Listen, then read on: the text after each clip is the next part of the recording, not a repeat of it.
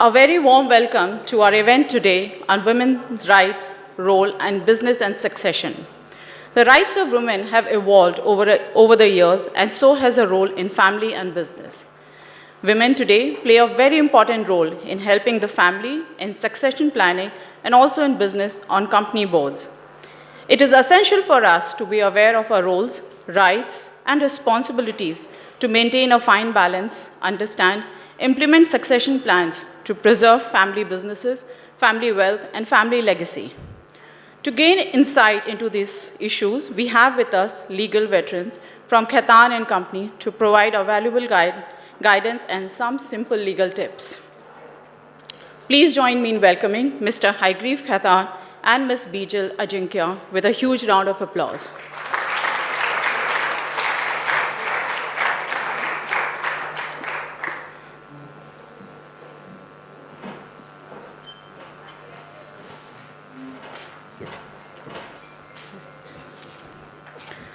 Mr. Haigreev Khaitan is a senior partner at Khaitan & Company and heads the firm's corporate, M&A, private equity, and private clients practices.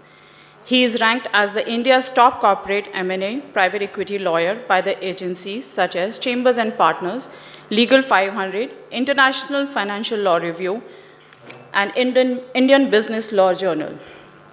Haigreev has been involved in some of the most high-profile and complex transactions in India and works closely with HNIs and promoter families for their succession planning. Accompanying him, we have the very talented Ms. Bijal Ajinkya, partner at Khaitan & Company in the direct tax, private client, and investment funds practice groups. She has been recognized by the Asian legal business as the India's top 15 female lawyers. Bijal has 25 years of experience and is the first Indian qualified lawyer to be admitted to the American College of Trust and Estate Counsel. She has been a regular speaker and has authored various articles in both domestic and international forums on Indian and international matters and estate planning. Thank you so much, Haigreev and Bijal, for coming to Calcutta and giving us at LSG your valuable time. I will request Mr. Haigreev Khaitan to start by giving us an overall introduction and background about the topic and why is it so important to discuss this today. And then we will engage in a conversation on specific issues followed by a Q&A. A copy of presentation has been circulated for your ready reference. Thank you, and over to you, Haigreev. Thank you very much, Bhavna. And I must say that I'm truly honored to be here today, back home in Calcutta.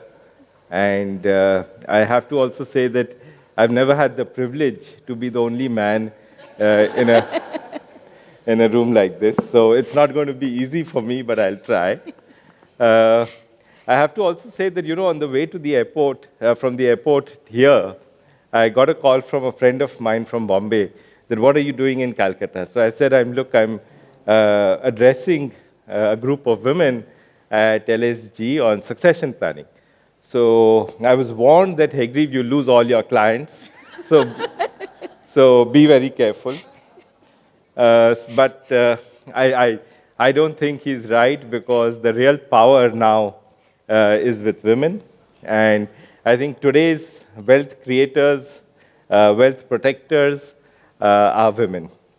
So I'll really start with that. And, I think you've set the stage very well, Bhavna.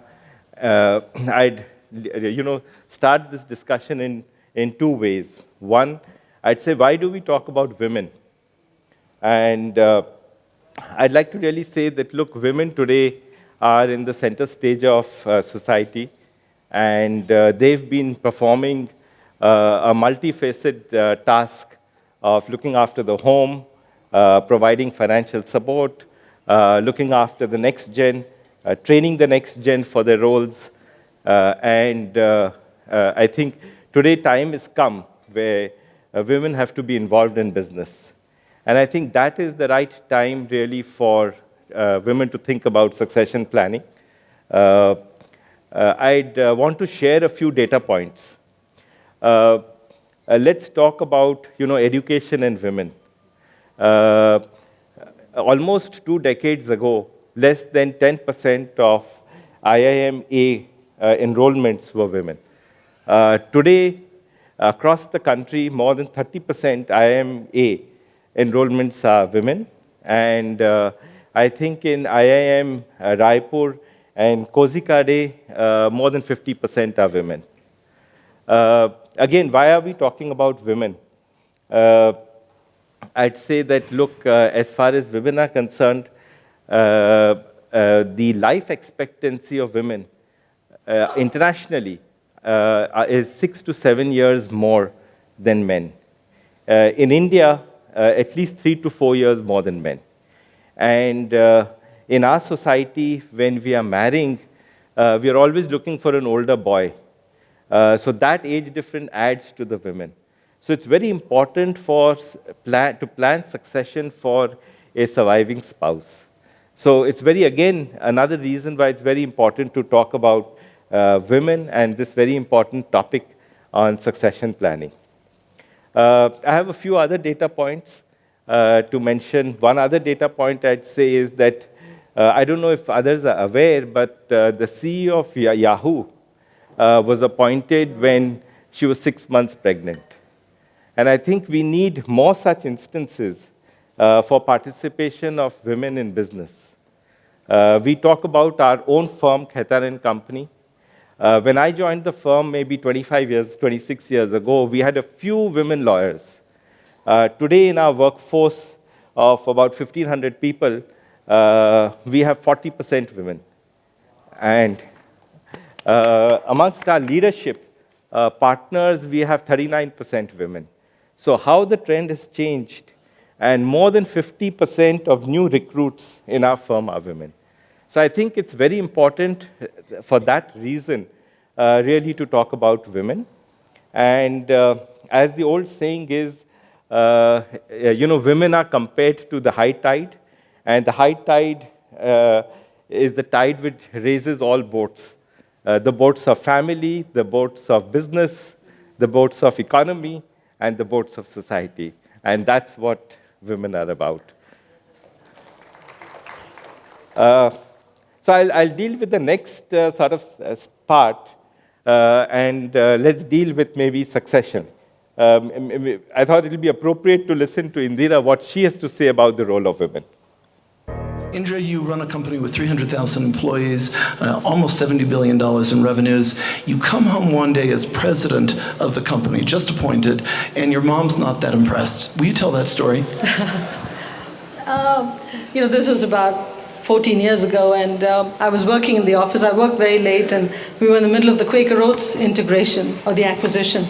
And I got a call at about 9:30 in the night from the existing chairman and CEO at that time, and said to me that, Indra, we're going to announce you as president and put you on the board of directors of PepsiCo. I mean, I was overwhelmed because, look at my background, where I came from. To be president of an iconic American company and to be on the board of directors, I thought it was just something special had happened to me. So rather than stay and work till midnight, which I really would have done because I had so much work to do, I decided to go home and share the good news with my family. So got home at about 10, parked the car, got into the garage, and my mother was waiting at the top of the stairs. And I said to her, Mom, I got great news for you. And she said, well, then let the news wait. Can you go out and get some milk? I said to Mom, look, I looked in the garage. Looks like my husband is home. What time did he get home? She said, 8 o'clock. I said, why didn't you ask him to buy the milk? Because he's tired. Okay? He's tired. He's tired. We have a couple of help at home. Why didn't you ask them to get the milk? She said, because I forgot.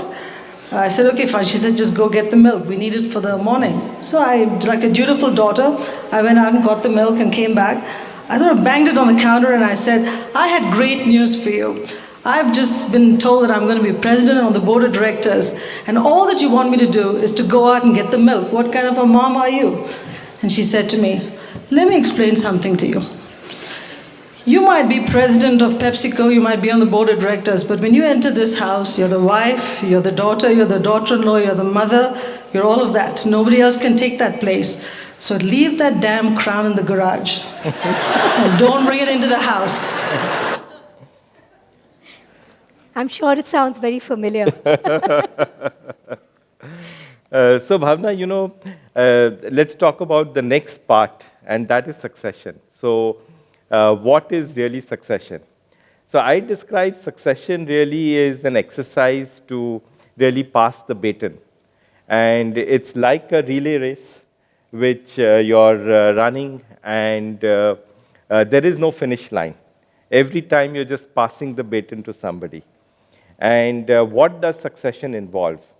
Succession really involves good planning and planning around business assets, property, wealth, but not just that. I think it involves planning around leadership, economic interests, around ancestral property, your core home. Succession involves around guardianship of minor children, maybe care of older parents. And all of this is around what succession is. Uh, if you really compare succession to the rules of laid down by the rulers of old times, the rules were very clear. Who's next to take charge? Uh, Absolutely. But when we talk about the business families today, or we talk about politics or political parties, is that succession clear or not? So when we talk about succession, it's about that planning. And the role which women have, and coupled with what you need to do with succession, I think that's the most important part. And if we plan for succession for women, I think more than half the job is done.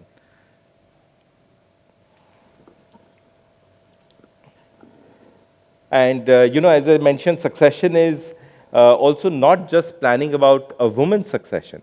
It's about planning a family succession. Because what do you really plan for just a woman's succession who may or may not have assets in her name? But you have to look at the entire family, and that's succession planning. But I think the role the woman plays, cementing both family and business, I think the succession around has to be around the woman.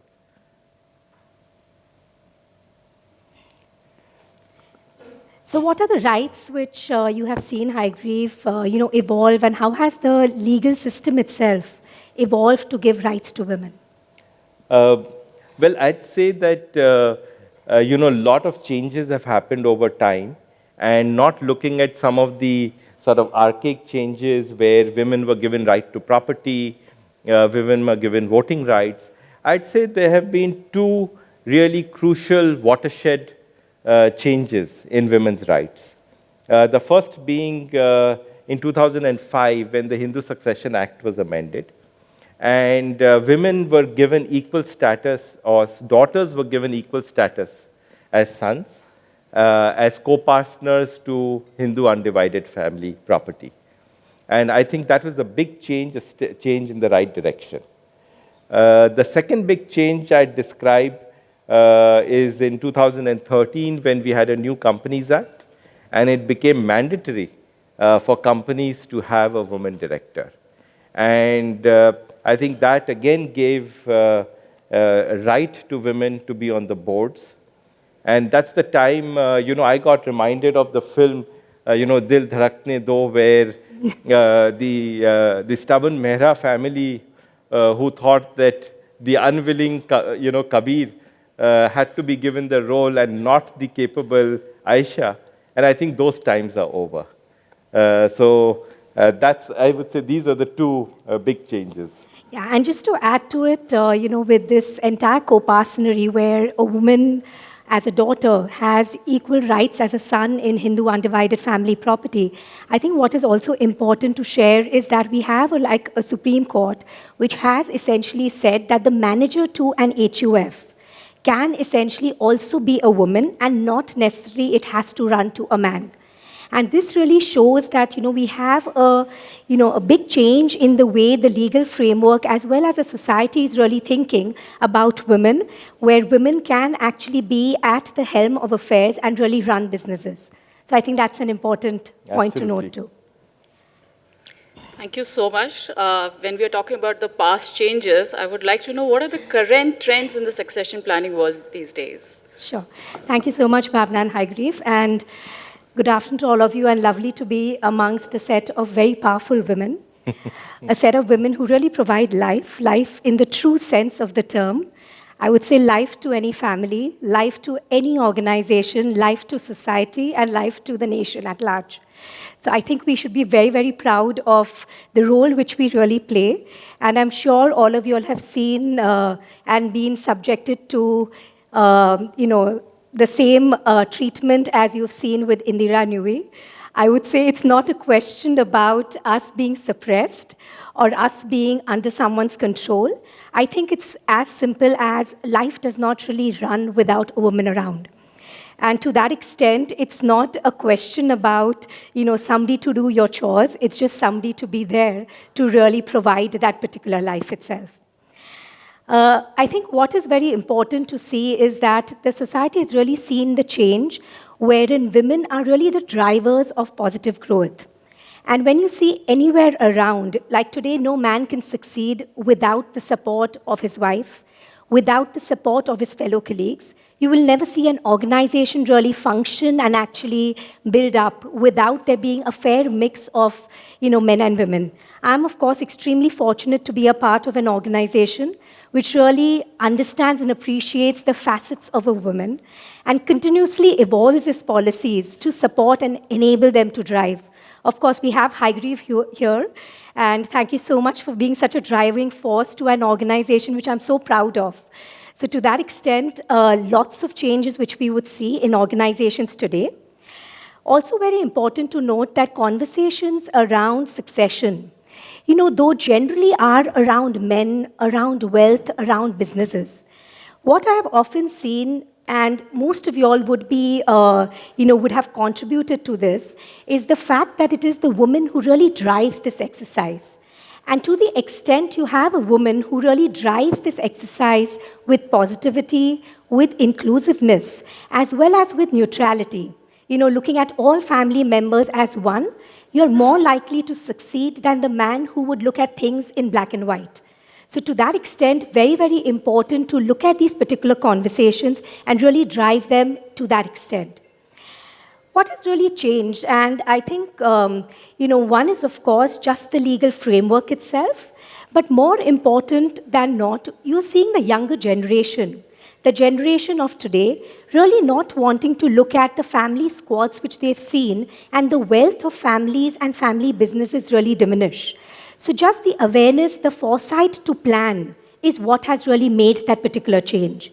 You're seeing so many families look at taking up foreign citizenship, looking at taking up foreign residencies, and to that extent, that's another reason why families actually sit down and think about undertaking some planning exercises. Of course, there have been many, many situations where, unfortunately, there have been situations where assets have been diminished, either because of business risks, personal guarantees being given, insolvency of businesses, as well as to that extent, we've seen situations of matrimonial disharmony in itself. A word of divorce, which was considered an absolutely bad word or something not to be spoken about, is something which has progressed much beyond. And to that extent, a woman who would essentially, be subjected to a lot of things and really move, continues to live in that particular framework, you are seeing families really planning with respect to their assets to ensure that they plan for a rainy day. Of course, death is not something which any family really wants to think about, but looking at it in a positive way and looking at it from the situation that, yes, it is inevitable. It is only important that the house is really kept in order and the planning is undertaken such that your near and dear ones are really taken care of. The business which you have really put your heart and soul in essentially continues to grow and thrive. And that you can really only do if at all you really talk about succession itself. Thank you, Bijal. Hygrieve, I wanted to know, there's so much of information you're talking about succession planning, but how do one begin? Where do we begin and how to go forward about it? I think the first step to begin any succession planning exercise is to do fact-finding. And by fact-finding, I mean to know what does the family own, what does the family have in terms of personal assets, business assets, what's the ownership structure, who owns what. Because without that, no planning can be, succession planning can be really taken forward. Uh, I remember when I started off succession planning for a family, and they said that, look, this is my family house, and this is how I want it to go. And I said that, look, who owns the family house? So he says, of course, we own it. So I said, what do you mean by we? And it was a maze of investment companies, and under the investment companies, a listed company, and the listed company, publicly traded, owned the family house. Now, how can you do succession planning, and how can that family member actually provide for the house for anybody if it sits in a listed company? So the first part in succession planning would then be to separate the house and then do succession planning. So I think it's very important for that fact-finding exercise. What else in fact-finding? Liabilities. So we talk always about assets. We don't talk about the liability side. We don't talk about personal guarantees. Who's given personal guarantees in the family, and who may have to give in the future. So those are all issues which need to be planned. I'd say that tax and legal consequences are only ancillary. And I'd say they are a small cog in a well-oiled machine, but so that shouldn't really stand in the way. That is second stage. I'll give you another example. We are dealing with a family as we speak now, where the husband passed away all of a sudden during COVID. We had actually met this family, or the lady, maybe a few years ago, and she said, I want to do succession planning. And we said, yes, we'll sit with you. And we asked her what assets she owned. She said, look, my family shouldn't know I want to do my succession planning.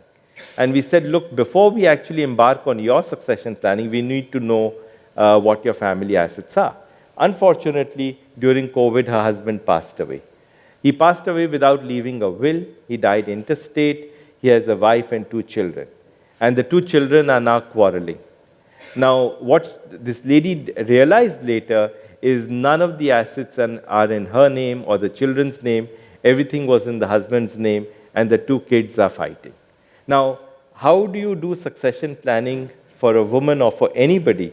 So when we talk about a woman's succession planning, we are talking about a family's succession planning.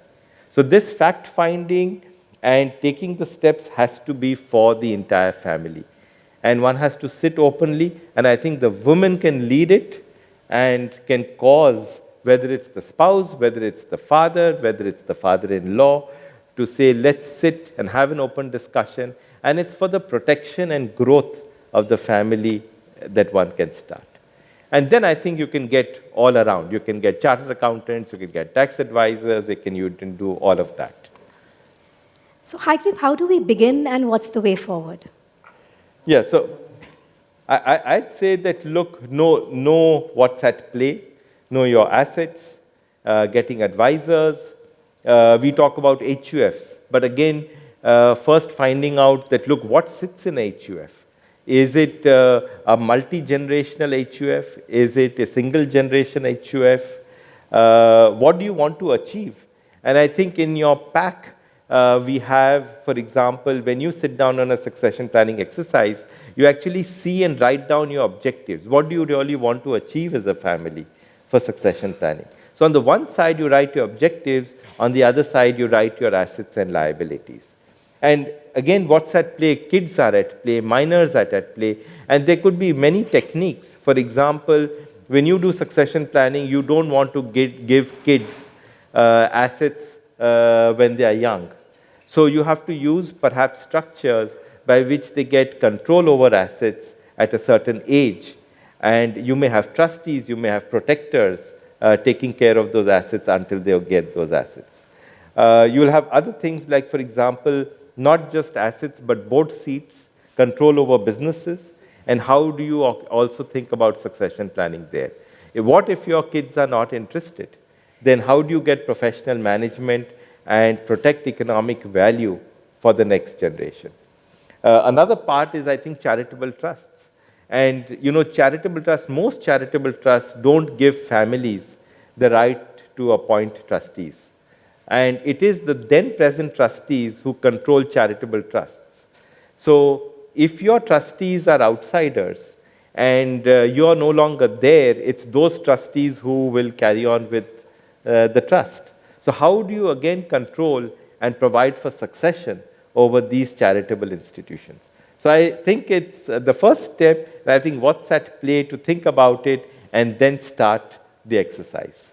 I know it sounds more difficult than it is, but when you actually sit together and do it, I think it's a fairly simple, straightforward exercise, and it's not that difficult to achieve.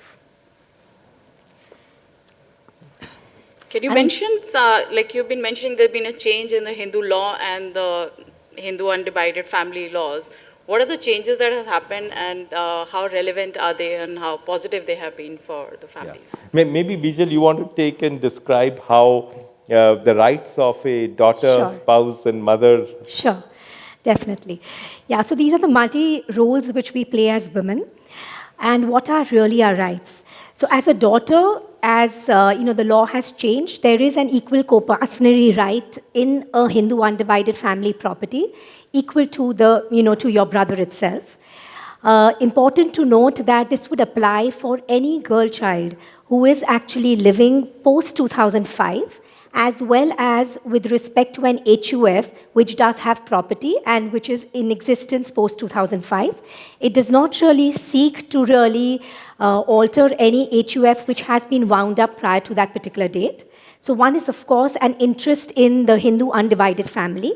The second is as a daughter under the Hindu succession law, as well as under the Indian Succession Act in itself, there is an inheritance which is available from the mother, the father, as well as the grandparents. So that's an important point to note. What we must note here is that to the extent that a will has been made by any party, in such a will, that particular right of any person who is otherwise entitled under the law itself can be taken away. So to that extent, a will is like a blank sheet of paper. You can give away the property to whoever you would choose to, unless, of course, that particular person is a person following the Sharia law or is a person who is resident in the state of Goa. So other than these two categories of people, in a will itself, you can have property move around to any person of your liking. What are the rights with respect to a spouse? As a spouse, under the law, you have an equal right to the property as the children. And of course, under the Hindu law, when a male passes away, the property goes to the wife, the mother, as well as the children, all in equal proportions. So that's an important point to note. And to that extent, as Hygrieve mentioned, to the extent that the children are extremely young, you may not really want to give them too much when they are too little. And to that extent, very important that some planning exercise is undertaken when they are young itself. Then, of course, there is Stridhan. Stridhan is any sort of property which is given to a woman in her marriage or during the subsistence of her marriage. And any property which goes to a woman as a Stridhan in itself is an absolute property of hers and is totally protected. So to that extent, even if at all her father, her husband comes into any sort of a liability from a legal perspective, if any property is categorized as Stridhan, to that extent, that property is extremely secure. So that's an important point. And of course, now with the reporting under the tax returns, etc., property which does belong to a woman is very clearly categorized. Spousal trust is something which very often, you do have trust really created, which would benefit and take care of the family with respect to succession, asset protection, as well as if at all there's an inheritance tax which comes in. So to that extent, a trust could be formed wherein the spouse as well as the children are beneficiaries, and another trust which is, where the husband and the children are beneficiaries itself. So there are certain structures which could essentially be undertaken. And of course, important to see as to the nature of the trust so as to determine what the rights of any woman in that would be. Maintenance alimony in the case of discord, very, very important to note that alimony in the case of divorce is not only provided to the woman nowadays, it can also be provided to the man in a situation where the woman is much more capable and does have her own livelihood, and the man is not in a position to actually earn that livelihood. Maintenance generally would be at around 25% of the assets of the husband. So to that extent, an important point to note that that is the threshold which has been seen by the courts, and whether or not to really look at these particular situations. Of course, we will talk about asset protection in cases of divorces, and to that extent, where to really file the case of divorce, etc., becomes extremely important. Inheritance and succession rights in spouse, yes, you do have a right. Very often, rightfully or wrongfully, people are under the impression that you do have a right in in-laws' property. It's not really a right. It is only a hope. And of course, it only really arises if at all the husband is not there. As a mother, very important to note that there are inheritance rights, from the children's property in an unfortunate event, if at all they pass prior to you. There are guardianship rights with respect to children. There are adoption and child custody. Generally, in a case of divorce or any of that, the custody of a child is generally given to the mother, unless, of course, she is not capable, either from an economic or from an emotional perspective. And, of course, we mentioned about the inheritance itself. So to that extent, yes, there are rights, and to that extent, it all depends on how the succession has been planned by the family. Moving on to knowing your assets, and I think most important, and where we have seen most families really run around in cases of crisis, is the time when you have a crisis in the family, somebody's passed away, and at that point in time, you realize as a woman you don't even know what assets the family actually had. So most important is really to create some sort of an asset registry. We've actually put in a form in the pack which we have provided to you. So very important to really lay out what is there as a family so as to really understand what assets are there. There could be assets which are maternal assets from the parent side of the family. There could be assets which are from the matrimonial side of the family. Ancestral property, which essentially is considered ancestral if at all there are 3 generations who have essentially enjoyed that particular property. So more often than not, a family house would be considered ancestral if it is the 3rd generation and onwards which is really living there. Very, very important to note that if at all a property is considered ancestral property, every child who is born post the 3rd generation actually has an inherent right in that property itself. Property transferred into an HUF, which is a Hindu undivided family, you have a situation wherein, and generally this is the way in which families really functioned, where they put in all the property into a common hotpot, and it was considered a Hindu undivided family property. To that extent, as we now are aware, that daughters have an equal share as a son, and whoever is born within that family itself is considered as a co-partner of that particular HUF, and to that extent does have a share in that HUF property itself. Very, very important to note that there have been a number of cases wherein the courts have actually looked at the share of a particular co-partner in an HUF to essentially say this belongs to this particular person in the case of an insolvency or in the case of a divorce. And to that extent, the karta of an HUF could essentially be forced to liquidate some assets to really pay off a creditor of such a co-partner. So very important to consider an HUF when you are, and whether the need of an HUF to continue when we are really looking at the assets which a particular family has. Moving on to, yes, this is of course very, very common, where we are totally ignorant about what the family really has. And with this, we'll just play a video by Melinda Gates and Trevor Noah, on wealth preservation and women? That's one thing we've learned time and time again. Give your grandmother the money, see how long that money lasts in the house. Give your aunt the money, see how long that money lasts in the house. A dollar goes a lot further when it's in a woman's hands. And it's not because men don't have the ability to hold that dollar, but it's because for so long, women have borne the brunt of not having the dollar. And so I think they think about that very differently. And so I think if we create that equity that, I love your foundation working on, we just create a space where as men, we get to go like, okay, we get to breathe a little bit more. And the economy that we're always chasing, it will grow. It's a byproduct of a world that is well. Haigreve, I hope you believe in this. Of course. All right, of course. So there's, of course, it's all, the Hindu undivided family is definitely hum saath saath hai. And Haigreve, if you could just tell us about, how, the need of an HUF in today's day and age. So I think the HUF really, in a way, is a law of forced heirship. So in a way, it protects the next generations and the generations to come, that they have the right to family property and they can't be disinherited without their consent. Now, the biggest question really is, what really is an HUF? So what is an HUF? Is something which you put in an HUF as being common property, can be HUF.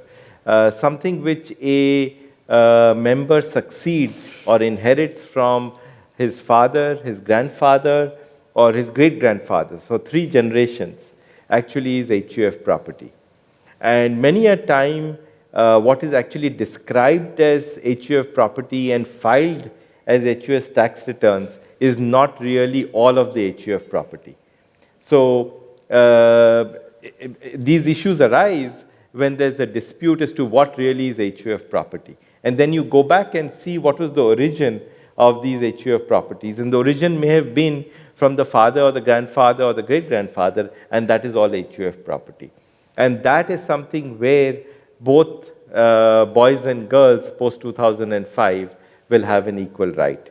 So earlier, there was only a right for maintenance. Today, there's an equal share in the property. So I think there's a huge shift when we talk about HUF property. And maybe we'll just describe, how to look at property ownership. And when you look at this chart of property ownership, the father and the mother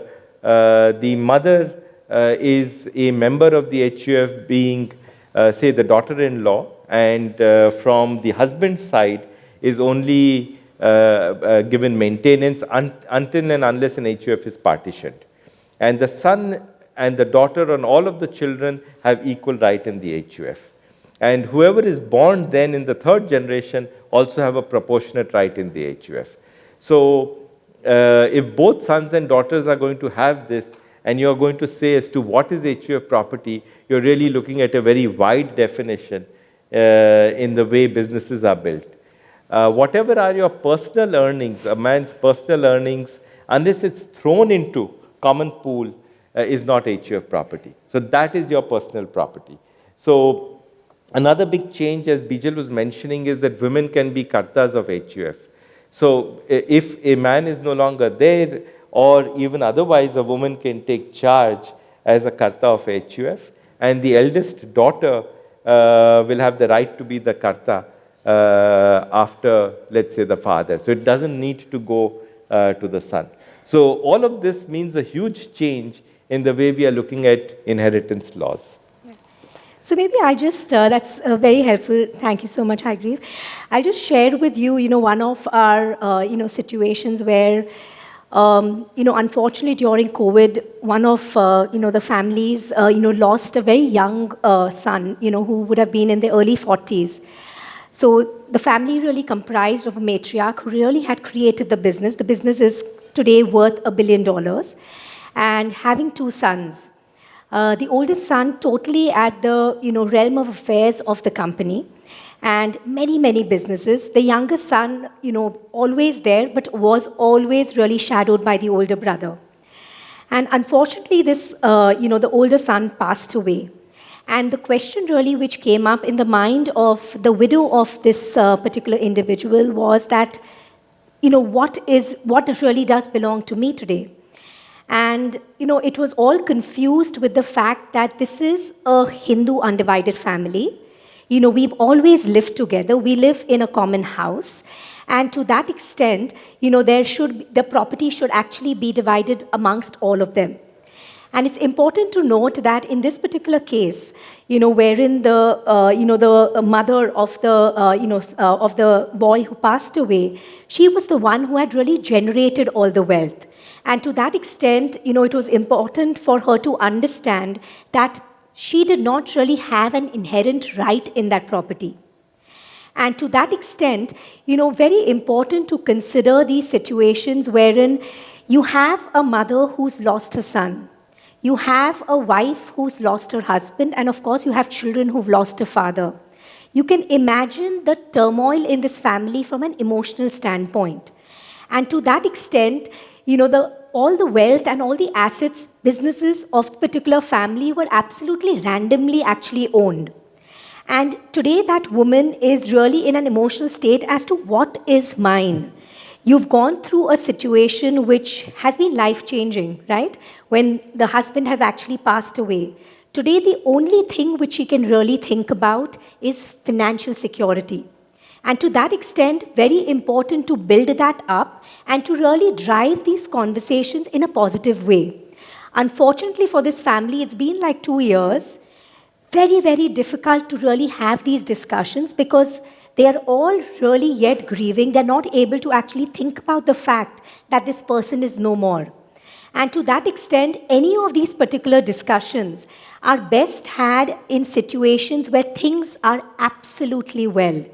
Nobody expected a young, energetic, absolutely fit person at the age of 42 to actually pass away.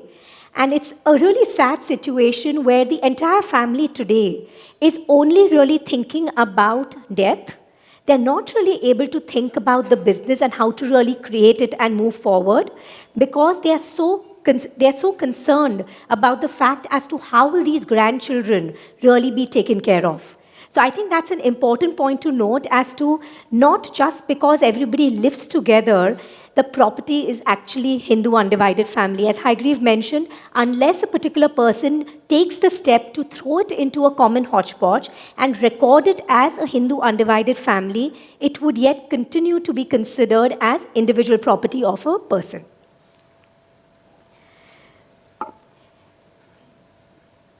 Yes.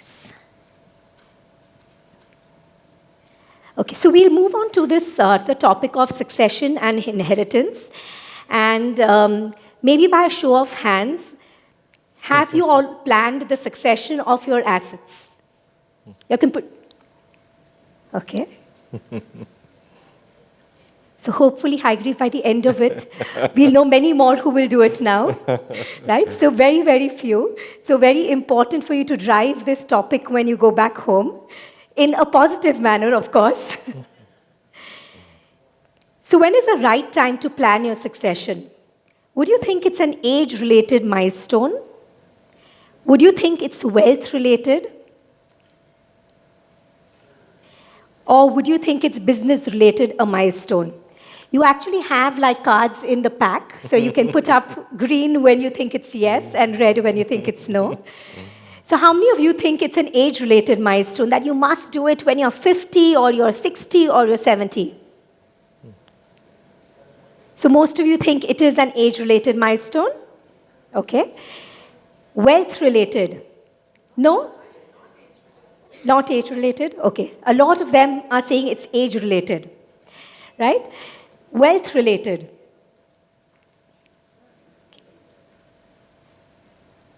And business-related, when you have a sale, when you have like a partner come in. Okay. So that's really interesting to see. And of course, what we would always advise, a person is that the time to plan is always now. You never know your tomorrow. Whatever wealth a family really has, at that point in time, you look at it from that perspective, right? Of course, everybody has aspirations to really grow their wealth, but to that extent, very important to preserve the wealth which you have worked so hard to really create. So to that extent, at any point in time, always better to really start much earlier. when the wealth is not as large, because if at all there's any restructuring to be done to that particular wealth to ensure that the ownership and succession is as per your objectives, you can do it when it is much smaller, because when it becomes larger, the legal and tax ramifications may become very, very difficult. When you say age-related, right? And we've had situations where we've had young entrepreneurs who've come to us when they're barely 28, 29. They've created these crypto platforms, created crazy number of wealth, and they come to us, create a succession plan. And it's interesting because we sit down and with them and understand what is your family. And they're like, we are single. And of course, it becomes very, very difficult to undertake that planning. But look at the foresight for this particular person. The reason why such a person is able to think about it so clearly is because it's taken him not only a lot to earn this money, but he has also seen the disputes which other families have really had, where family wealth just gets eroded. So to that extent, as early as that planning can be done is always the best. As early as it can be done with respect to where you do not really have a traumatic situation in business or in the family, that's when your mind is absolutely clear. Like today, if you have a fight with your husband, you may want to disinherit him from the will, right? But to that extent, maybe tomorrow when you wake up, that's not what you really want to do. So to that extent, most important to note that do it when you are absolutely calm, and the time is always at that point in time when things are going extremely well. Families are, have extremely good relations, because as much as you will involve the family in this particular planning, the better this particular plan will actually be in, staying as strong as you would like it to be. So Hygrief, on the life cycle of a business, both on the family as well as, a business, when would you say is day zero? Well, I think day zero is now. And day zero is whenever you want to start planning, when the relationships are the best in the family. And, I've often heard when you propose to a family, they say, look, our relations are so good. Why do we need to plan at all? And I think that is the sweet spot to start planning. Because when your relations break down in the family, whether it's between brothers or with siblings or parents, and I think then egos and emotions come, and no planning exercise can be done at all. I've seen so many cases where parents have shied away in addressing this issue and planning for the kids because they don't want to deal with the difficulty of dividing the wealth and sitting with the children and saying, look, this is what I want to plan, this is really what I want to do. But of course, every family is not the same, and one has to do what is best suited for your family. Sometimes it's not right, sometimes it's right to do it early, sometimes to do it later. Many a time there are milestones when you have to do it. So milestones such as, for example, when you're expanding the business, doing an IPO, or making a huge investment.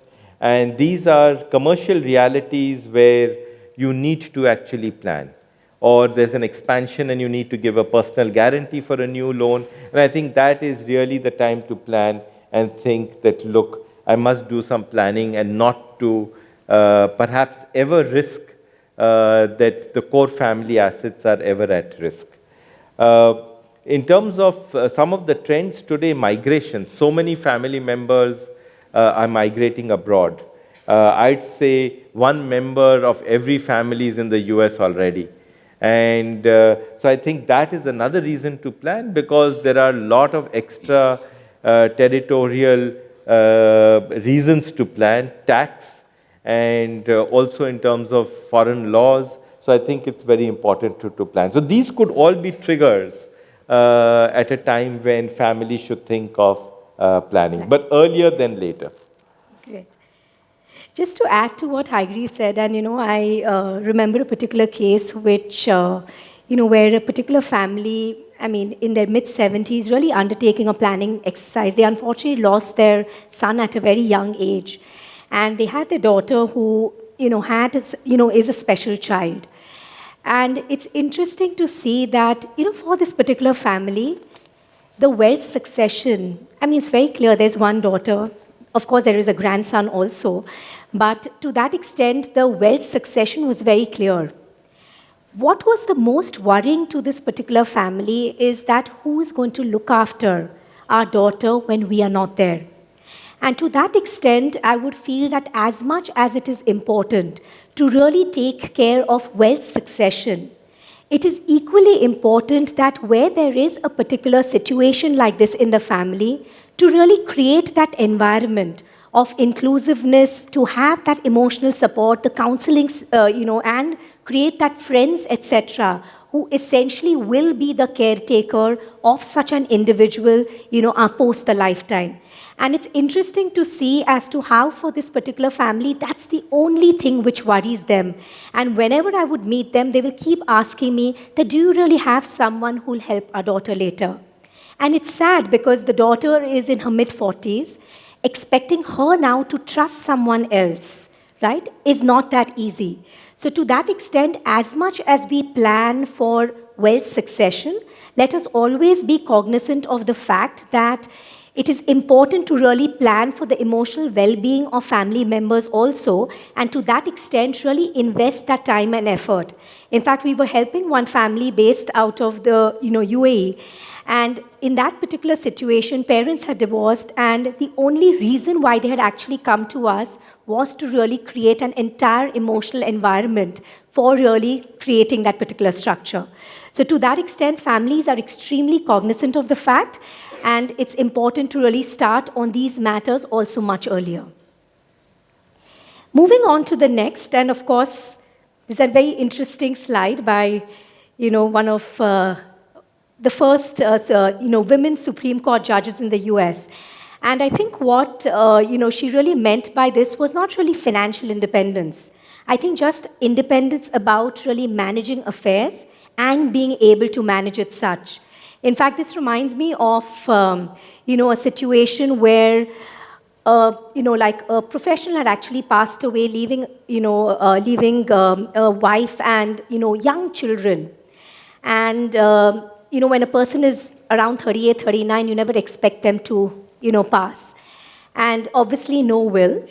And to that extent, because the children were young, under the laws, especially in Kolkata, Mumbai, as well as Chennai, whatever is to be inherited by a minor child needs to be provided as a surety in the court.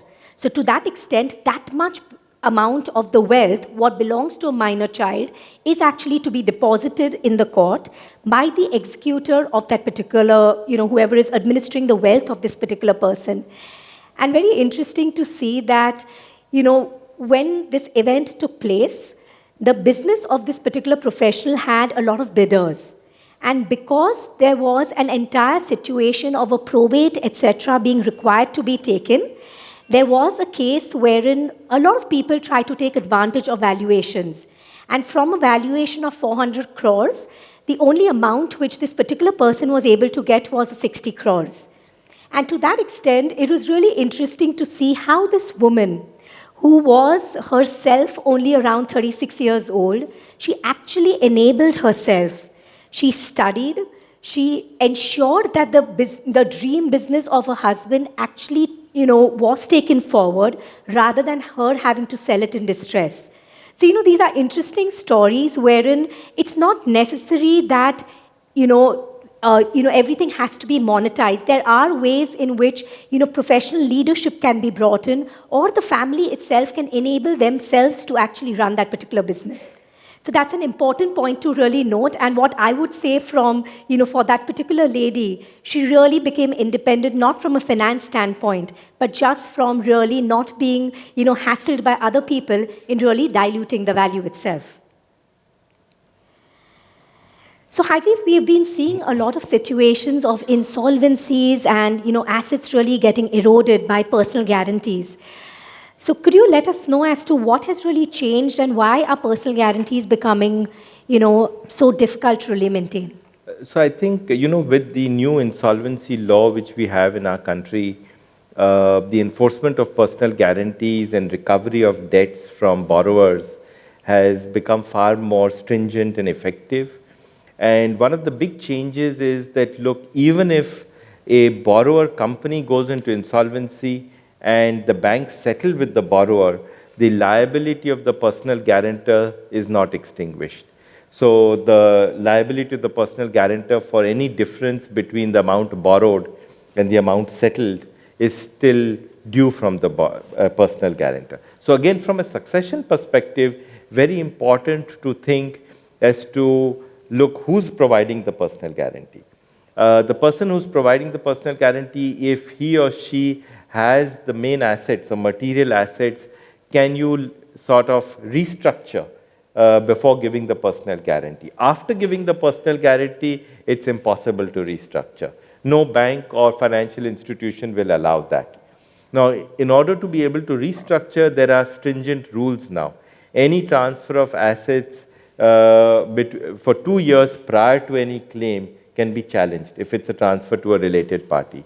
For an unrelated party, any transfer of assets 6 months prior to a claim can be challenged. So one has to be extremely, cautious before giving personal guarantees and making sure that there is a good plan before giving personal. Personal guarantees are a reality, and I think we have to accept it that you have to do business, you probably have to give personal guarantees. Now, what is untouchable? To also understand that, look, what can't be claimed if a bank is really going and enforcing.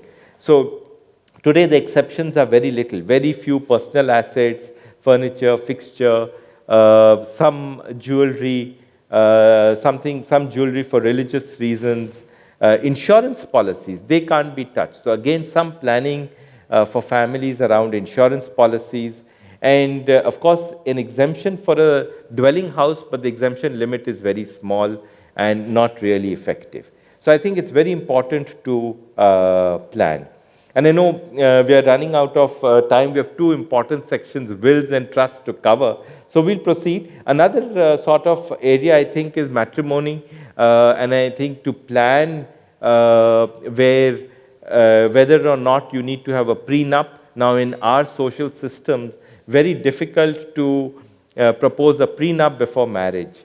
So what can you do? You can actually have a trust settled where you put all of the assets of your daughter or son in a trust where the spouse would have no interest at all. Now, if that operates like a prenup where there can be no interest at all, and again, be very careful that during the marriage not to really put property as common marital property. I know of a case now where a large family, a spouse moved to the UK because the law in the UK is very different, that any property which is being used as common marital property will be divided half and half. Now, if a spouse actually moves to the UK and then files for divorce in the UK, then even if it's Indian property, the fact that it's being used as common property can be divided half and half. So again, if the property was in trust, this situation wouldn't arise. But even if it's a husband's property or a wife's property, and a person moves to the UK, and the spouse had no knowledge that this was being planned, and the spouse moves to the UK and then files for divorce and claims half the property. So one has to again do some planning around asset protection, and of course think about the children as well. Okay, we'll be fine. Okay, so maybe we'll, by show of hands, how many of you all have created your wills? Oh, yes. It's very, very simple, and that's something which I would urge all of you all to really consider it. So maybe we'll just look at what is a will, and we'll just go about as to how easy it is to create it. You don't really require stamp paper, you don't require legal paper. There's no stamp duty to be paid. Essentially, you can write a will on a simple piece of paper. Of course, you need to be of sound mind. You should not be forced by anybody to write that particular will. And all which you really require is to essentially sign the will and have two witnesses sign that will. Sorry? Anybody is a witness. Always try and ensure that somebody who's younger than you is a witness, because just biologically somebody who's older may pass first. The witness is really required to go to the court and say that, yes, I did see that particular person sign, right? And that's all which a witness needs to do. So that's important to note. A witness does not need to read the will at all, right? So to that extent, a simple piece of paper, your signature, as well as two witnesses. How do you really make a will extremely strong and foolproof? Of course, you can never stop a person from going to the court and disputing such any will. But let us look as to what are the reasons where a particular will can be challenged. One, it could be challenged because someone says this is not the signature of that particular person, right? Or this is not his handwriting itself. Very, very difficult to prove, or rather to disprove, because that other person who's trying to prove it would need to show another copy of that particular person's handwriting. And in today's day and age, none of us really write much, right? So to that extent, very difficult to prove. But what does it really do? The minute there is a contest to the will, you must remember, forget about the property. It will only land up in your children or in your grandchildren's hand. It can take anything up to 20 or 30 years to really settle any of these contests to the wills, only because there are so much of emotions, there is so much of anger, really, when somebody's contesting the will, that nobody really wants to come down and settle anything. So it's more a thinking that I don't care whether I get it, I will ensure you don't get it. So to that extent, just a signature, so one of the ways in which you can dispute or contest a will to essentially say this is not that particular person's will. What would you do in the modern day and age? You will try and have it videographed. You can have a videographer essentially, take a videography of you when you're actually signing the will. So that essentially, can be taken to the court. And if the judge really sees that, yes, there has been a videography with a certificate of authenticity, then in that situation, the judge is not really going to entertain that dispute. The second reason why a will can actually be contested is because they can, someone can prove that this person did not have mental capacity. And when we say mental capacity, you're really thinking about, whether a person actually has a capacity to, think and, his, from a mental perspective, he's considered sane. To that extent, again, very difficult to prove. Always important that we do it much earlier than later, because you never know when, things like Alzheimer's or any of that really kicks in.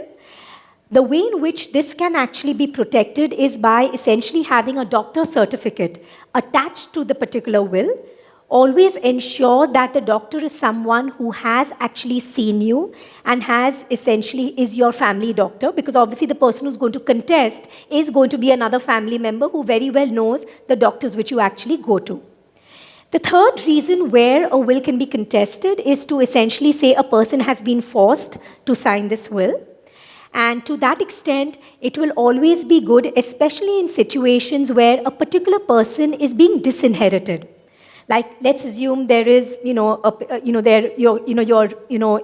giving a child a particular thing for whatever reason. It's very important for you to actually specify the reason why you're not really giving it. And to that extent, you could have situations where in the will itself, you do mention, a line to say that if at all anybody contests the will, that particular person will be disinherited from receiving any asset of mine. So there are around just 3 reasons why will can be contested, but it's not. But the unfortunate part is that 2 out of the 3 you can really solidify and make really foolproof. The third you cannot.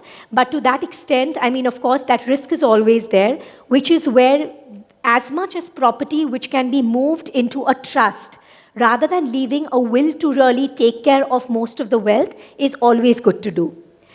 Important to see that a will is actually, any life event, like, a child's marriage or, like someone's demise or someone's birth.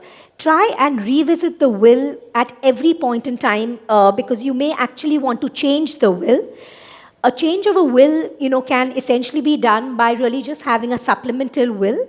A will does not need to be registered, but we would always suggest if at all you register a first will, every subsequent will, always try and have it registered. But better so not to register it at all, unless, of course, the chances of contest are extremely high. there is no specific format for a will, so it's just important to ensure that it's very clearly worded, and as long as it is clearly worded, taking in account all the assets and taking into account the entire family. When we say entire family, especially the family who are heirs under the succession law, if somebody has to be disinherited, mention that person's name and then disinherit him, rather than actually not really acting as if that person doesn't exist in the family at all. There could be young legatees, and as I mentioned, that anybody who is receiving the assets, and more often than not, we've seen families not wanting to give too much to young children because they're too young, they're vulnerable. To that extent, important to try and have those particular assets put into a trust, which you create in your lifetime. You can, of course, control that particular trust, so you're not really losing control in your lifetime itself. In the unfortunate event that you cannot create a trust because of some regulatory reasons or whatever the reason really be, and it is going to be left in the will itself, do ensure that your will has the names of who the guardian of the children will be, especially if they are minors. Important to note that in a will, you could always have a situation where a guardian to a minor child with respect to person can be different than a guardian for the property of that particular child. The reason why it may be different is because you may feel that, X particular person is great at looking after the child, but that person may not be financially wise. And you may want to actually have the guardianship to property given to someone else. Heidi, anything to add? Yeah. I'd just like to, yes, we'll move to the trust, but two fears let me dispel. One, whenever we go for succession planning, we say, have you made a will? The first thing we hear, if I make a will, I'll die. And I think we have to go get over this superstition that as soon as I make a will, I'll die. And the other is the will can be changed. So even after you made a will, you can deal with the assets in the meantime, you can gift away assets in the meantime, and a will can be changed. So nothing is constant, it's flexible. What will be the ideal age for a woman to make a will? Like it's 30s or in 40s? Or? Well, I think it's more to deal with your circumstance. So if you are really possessed of and you own a lot of material family assets, and I think then it's wise to make a will early than later, because a lot of people are then dependent on how your succession plan is. But if it's not, then as a young person, you don't have to worry and you can think about it. Also, if you have a very large family, then I think it's wise to make a will and provide for it. If you have minor children and there are health issues in the family, then it's wise to make a will. So some circumstances. And maybe we move to Yes, and I would just like to add to that if at all it's a situation where, as spouse, you'll always travel together, always better to have a will in place for both parties, because under law, if at all, unfortunately, both pass, at the same point in time, it is deemed that the older person passed first and his assets or her assets went to the surviving spouse. So that's an important point to really note. Moving on to trusts, and of course, we've actually gone into this. Maybe we can skip this. Yeah, we can skip it. Sorry. Okay. So, a very common, way of planning, and I would say the most popular way of planning any sort of succession is through trusts. It's a global trend, and of course, India has a Trust Act as old as 1882, wherein our Rajas and Maharajas put in all the property there before they really went to war, so as to protect their assets. The reason why people actually create trusts is, one is because they can have like a smooth succession and a planned succession to children and the family itself. The second is, in situations where the business essentially takes a loan and there could be situations of a personal guarantee being given. If assets are transferred into a trust prior to giving a personal guarantee, those particular assets cannot really be embroiled into any sort of a personal guarantee invocation itself. And the third real reason why people are really creating trusts is because they want to ensure that if at all there is an inheritance tax, which continuously the government is talking about, an estate duty, and for all of you who may be aware that we had an estate duty, we had it till the year 1985, at which point in time it was an 85%. So 85% of your assets or your wealth went to the government. So to that extent, because there's a constant talk about a reintroduction of an estate duty, a lot of families are planning trusts. In trust, there are just three, I would say parties. One is a person who contributes, or what we call a contributor. The person who is essentially given the responsibility to take care of the property is called a trustee. And the person for whom that property is being taken care of and who is to benefit from that trust is called a beneficiary. So to that extent, there are three parties to a particular trust, and you could have a trust which essentially is taking care of young children, the family as a whole, or for that matter, a family member with special needs. If at all there are personal and business assets, it would always be beneficial to have, the trust, separate trust for each of these particular assets, so as to enable a smooth transition of assets itself. These slides are actually there in the pack, so it's, if at all you all need to refer, because we're going a little fast. Yeah. Okay. Hi, very I think a quickly new about trend, family charters. I think I'll just spend a minute on this new trend on family constitutions, and it's really nothing but a family document, like a shareholders agreement, which actually may set out the values of a family, the principles of a family, may set out how family expenses will be met, what businesses the family will get into, will not get into, as rules for the family. So say if some families don't want to get into the tobacco business, others don't mind, or some families will say, look, we are averse to non-vegetarian. So I think those are values you can put in. And if you have a larger family, you can also, let's say, provide that if a family member wants to exit the business, would give an offer to the others to buy, how an exit would happen, what if there's a difference, how it will be resolved. So pretty much like a family partnership document. But also more than that, which actually sets out vision, values, and the future of what the goals are for the family.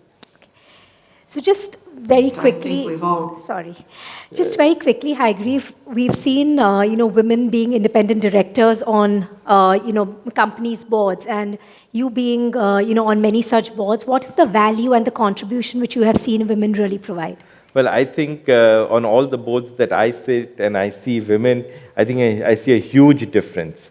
The huge difference is that women don't hesitate in speaking and speaking their mind. And I think that brings a huge value in terms of challenging what is being done at board level. I think women are far smarter than men, and they bring in empathy, they bring in fresh ideas, and I think they bring in a principle of fairness and a principle of looking after all of the stakeholders. And I think we as men are very focused, sometimes towards profit, and not anything else, and I think one has to look beyond that. A perfect example, is women these days being involved in foundations of business groups. And I should say that from being that invisible, person behind and being sort of the family emotional officer, I should say, the woman is now taking a front seat, and look at the value system of organizations which are changing. One such example, of course, we have is Mrs. Ambani, who has gotten involved with the hospital, school, sports, and now the NMAC Center. And that's really created a completely new value system for the whole group and what is being portrayed. So I think women are taking the center stage. I think we also have women from our own, I should say, business tycoon from Calcutta also doing the same. And I think we have the hospital, we have a management institute, and we have a temple, and now we're going to have an international school. So I think women are taking center stage for sure. Definitely we will. I also wanted to know, as directors, there is a provision of taking an exam to become a director when you're sitting on the board for the female. What about that? So I think if you're already an independent director, so I was an independent director before this rule came, so I didn't have to sit for the exam, fortunately. But yes, you have to sit for the exam, and it's great training. It's an online exam, and you can actually get trained to what it is. But one of the biggest and most important rules, read, read, and read. Read whatever is there as a woman director. Don't sign anything without reading. And if you don't agree, please record your dissent. And I think this is a great value add that this principle of training has been added and the exam. Thank you so much. Before I open it to the floor for the questions, I have 3 questions to ask you, quick ones. What are the 3 must-haves that one should look at before starting the succession planning? So I think the must-have is really, as I mentioned before, look at what is owned in the family. Get the family together, prepare an asset register, and I think that is an absolute must-have. The second is, I think, some amount of communication and transparency. I think very important between, say, the couple, the family, the elders in the family, and if possible, also sharing your succession plan with your children, if they're old enough. If they are not, then not sharing, of course, the succession plan. I think one more important aspect is not give everything away. So, of course, there are ways in which you keep. So you give away enough, but you also keep enough for yourself. So I think you secure the next generation, but please make sure that you have enough for yourself. Thank you. What are the 3 mistakes one should avoid? I'm sure one is to avoid giving away everything, but what are the other 2 mistakes one can avoid? Well, I think one of the things we do is plan too late. And every time I've seen that when there's a problem, you start planning. Plan in the best of times, plan in good times. And I think that is the biggest mistake. I don't know. What other mistakes? I think the other mistake could really be that, look, wealth is growing disproportionately today. We are very fortunate to be in this very golden era in the country. And I think with that, plan very early. Also, not just because when there's a problem, but I think that with the growth in wealth, you have to plan early. And we have entrepreneurs who are in their 20s, not even 30s, 40s, and 50s, 20s actually doing succession planning. They're already billionaires in their 20s. And that has really changed the world. What are the 3 trends that you expect us to embrace for future? Well, I'll say one, and then I'll ask Bijal. I'd say that one trend is global migration. And families are getting global. And that is something which one has to take cognizance of and plan around, because you have to see that if you have foreign property, foreign laws will apply. You have foreign residence, foreign laws will apply. You have foreign nationality, foreign laws will apply. So there is absolutely global migration happening. So I think that is something which is a trend. Our kids want to study abroad. Many of them want to live abroad. And if it's the US, you know that's the most difficult tax jurisdiction in the world. So I think that is a huge trend. Maybe, Bijal, what do you think are the trends? So one is, of course, a reintroduction of an estate duty in India. So there's a common, constant talk about it. So that could be a trend. And perhaps, just working with a lot of families, what we've seen is that the younger generation really want it simple. They don't really want to, be in family disputes, and they just want a simple structure, for any sort of, succession exercise. So maybe that's a trend which we've seen. Totally agree. Thank you so much. So the whole point I would say is to stay positive, think about it in happy times, and do our succession planning in happy times, and stay simple. All kids definitely want the simple succession plans. Thank you so much. Do we have questions from the floor, please? Can we have the mic? Yeah, Hegri was just wondering, you didn't mention liabilities. So how does that get taken care in the will? Yes, absolutely. So, in the will, you can't actually give liabilities. The liabilities are out of your own estate. So what you're giving, first you have to deal with the liabilities of the person whose assets are going to be administered. And it is net of those liabilities that the assets will devolve. Now, if there's a contingent liability like a personal guarantee, and the liabilities actually go to the heirs, to the extent they succeed, can actually be liable for the personal guarantees. Hello. As a lady, I'm very intrigued by Stridhan, as you said. You said Stridhan, like if you have it, it's absolute yours, then there's no controversy later on. So then why don't we have a portion of it just as Stridhan? So then later on, there's no problem of trust and blah, blah, blah, everything else. So Stridhan can protect you vis-a-vis claims on other family members, but vis-a-vis claims on yourself. So if you have liabilities of yourself, or if there's a claim of your spouse in a matrimonial issue, or there's a claim by children, you can't protect Stridhan. So Stridhan can protect you, say, a claim on your spouse for liabilities. Then your Stridhan can't be attached. But the Stridhan for your own liabilities, you still have to plan for. No, like you said, like there was this woman whose husband had passed away, and she had a major contribution in building up the empire. But later on, like she didn't benefit anything. Why can't she actually transfer a portion of it as Stridhan? Is that not possible? Stridhan is something which you get from your parents or from your grandparents. So if it was already in your husband's name and then comes to you, that is not Stridhan. So then, can we do that for our daughters? Yes, you can do that for your daughters. Thank you, sir. And while Stridhan is a sort of an old recognized concept, you can do it probably in a better way by creating a trust, which is even more secure. Yeah, so then there's no controversy. If you just pass it on to your daughter, it's completely theirs. Exactly. Thank you so much. I wanted to ask if two siblings own a large ancestral property, and from what you all are saying, that if you make it into a trust, it's safer for the children in future. But one of the siblings is an American citizen. So would that be a problem in making a trust? If the property is in India, in Kolkata. The property is in India, as an American citizen, from an Indian perspective, no problem, because can transfer. From a US perspective, from US tax, if that is an asset which is subject to US tax, then one has to examine whether or not that transfer to a trust will entail US taxes or not.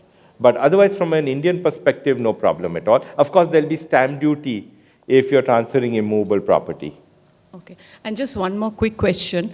In a residential property, which is, taxed residentially, if one wants to use a part of it for commercial purposes, how can we see that the whole property is not taxed commercially? Like if I want to use just 20% of the land for some commercial, I want to rent it or whatever commercial purpose. So how can one divide it? Subject to, of course, building rules where certain cities have areas where you can't have commercial buildings, but subject to that, you could do a subdivision of plot where you could actually divide part, or you could even in a building classify some part as commercial, some part as residential, and commercial will entail a higher municipal tax. But that can be done and well demarcated and file municipal tax returns on that basis. Okay, thank you. Hello, this is Rachna. This is for Hydreev. You grew a small regional firm into one of the largest in the country in just a little over a decade. What was the driving force behind this? Well, to be honest, there was no plan, and I think I was very lucky to be able to do it, and really it was team play, where today now we are a firm of 250 partners. So I don't think I functioned with any plan. You might call it luck. It can't be just luck. Can we have one last question from Anuradha ji? Okay, yeah. You were talking about wills, that it can be just a simple piece of paper. So, and there was some mention of an executor. Does every will need an executor? A will does need an executor, a person who's named in the will, who will administer the will, so who will implement the will after the person who is making the will passes away. And that is needed. If you don't appoint an executor, then the court would appoint an executor. So it's better to appoint somebody whom you're familiar with, whom the family would know, you have confidence in, and that is essential to have. Thank you. A trust is, you know, the word trust, it comes from the word trust where you're trusting somebody. So you're really putting property in somebody's hand to trust him to implement your wishes. And trust the trustee. So the person who is appointed to carry on your wishes is the trustee.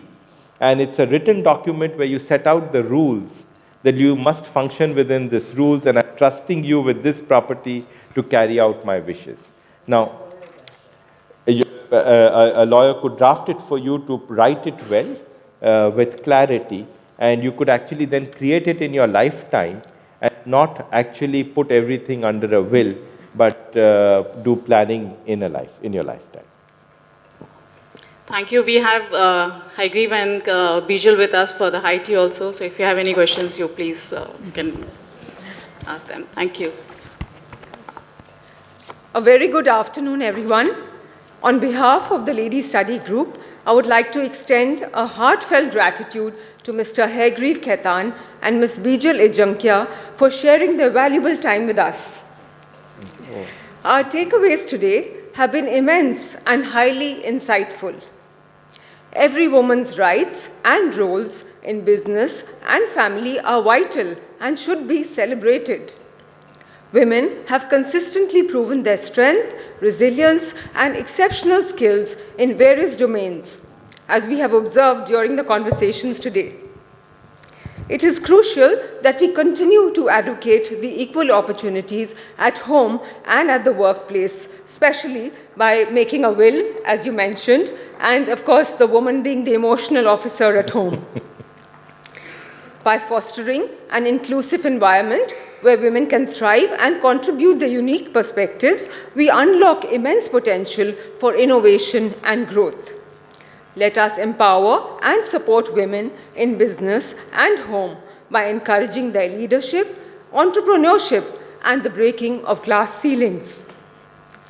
Samuel Cohen has rightly said, "It is a woman's world," and he is so glad it is. For when it is hers, it is his. Thank you. Thank you.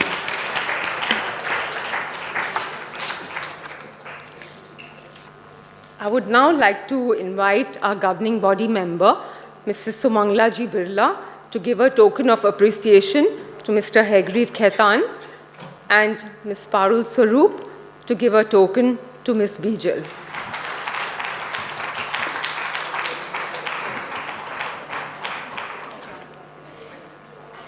We would like to thank the ITC Sonar for their hospitality, our gift partner, Creative Grains Calcutta, the team from Khaitan and Company for all their coordination, the media, Telegraph, T2, the Times of India, Business Times, Sanmarg, Sangbad Pratidin, Vishwamitra, Akash 8, and all the other media publications for their constant support.